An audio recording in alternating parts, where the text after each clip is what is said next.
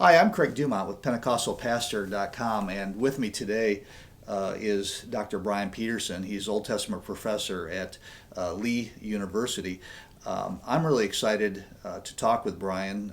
He's come over. We're going to be talking a little later on a whole different topic. But Brian, you have a new book coming out, and frankly, it seems like about every 6 months, you are incredibly productive, and the books are great. I mean, they're awesome, but you have a book coming out on biblical sexual ethics that you're, I guess you want to say you're really excited about, because it's kind of an interesting subject. You say, well, I'm really excited about that, but it is so needed today, and you're taking this on, regardless of the political correctness. You're actually approaching this from a biblical. God's word is true. It is faithful. It is His requirements, right? Yeah, absolutely.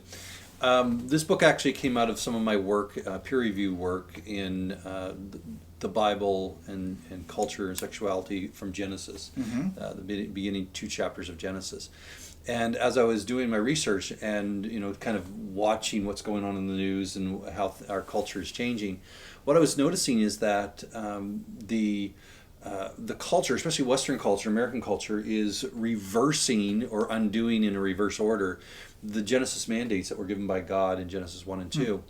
And so this particular book, hopefully it'll be out in a couple weeks, is covering kind of the history of how American culture has changed, and in a negative way, in the sense of how we have moved from the diminishing of marriage post World War II, to the rise of the women's movement, and therefore and the pill, when the pill came out, free sex, and so the diminishing of the marriage unit, and also the fact that you have a rise in cohabitation. And so again, marriage and family became a very looked at almost negatively, and then ultimately with Roe v. Wade in 1973 and the adoption of abortion on demand, and which was a strike against procreation. And so I follow that procedure, and I point out how those three things laid the foundation for what we are seeing in our culture today, and that is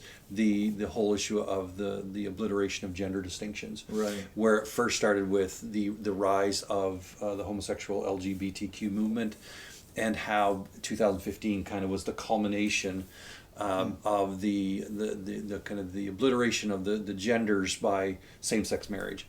And then how since 2015 to 2021 we have actually in 6 years seen just a sped up pace, so to speak, where you get now the trans issue coming front and center. And what's interesting, when you and I were talking about this a little bit a couple days ago, you had mentioned that it's not just it was not just slippery slope. It's a slippery cliff. Yeah, we're actually falling over the cliff. Because it wasn't long before it just, all the people that were saying, well, you're just exaggerating with the slippery slope, but there was no exaggeration. It was probably under realized realization of what would take place. Because now you can marry anything and be anything, and there's 400 different. I was just reading the other day, I think one of the top universities has like 40 different pronouns or something that you can call yourself by. It's just amazing.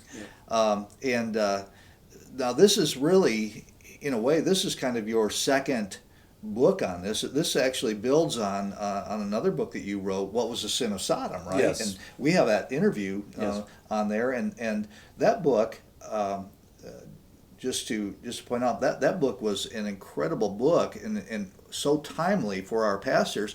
If I'm not mistaken, the Church of God has purchase those in quantities to send them out to pastors. Is that right? Yeah, for all incoming new pastors who are going through the ordination process. Okay. Which I'm very grateful for, because it does get it into the hands of the pastors. Now, it's up to them to read it, obviously. Right. But yes, my work in kind of the intersection of sexuality, the Bible, and culture has kind of been my focus over the past 5 to 7 years.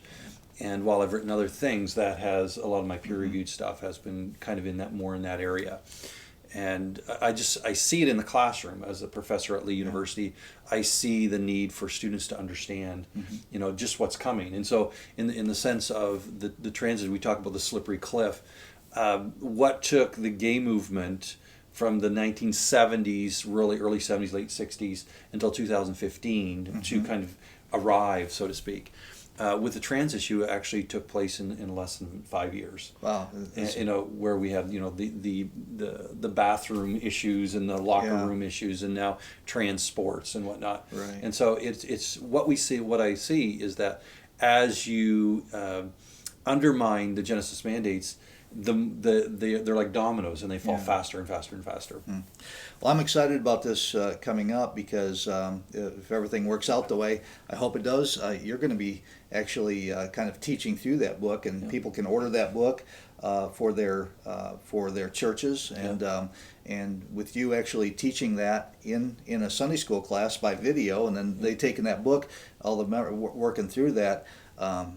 I think that is going to be an incredibly beneficial blessing from a biblical standpoint to our members of our church, who so often they don't even read the Old Testament these days, and there's it's just so important to do that, because you really have no foundation for anything in the New Testament unless you understand the Old. Yeah, absolutely. And so this particular book, titled "The Bible, Sexuality, and Culture: Raising a Family in a Postmodern and a Post-Christian World," is for the average layperson and the pastor. It's meaty enough for the pastor, but yet kind of written at a level where the average person can pick it up and understand what's going on. And immediately as you're reading it, you're going to be like, yes, I understand, because I've seen this on social media. And so I very much root it in what I've been seeing in social media and how that kind of reinforces what I've been teaching. Yeah. Well, Brian, I'm looking forward to that, and thanks for taking a few minutes here just to talk about that, and Absolutely. we'll kind of wrap this up, and we'll move on to other things. All right. Thank you.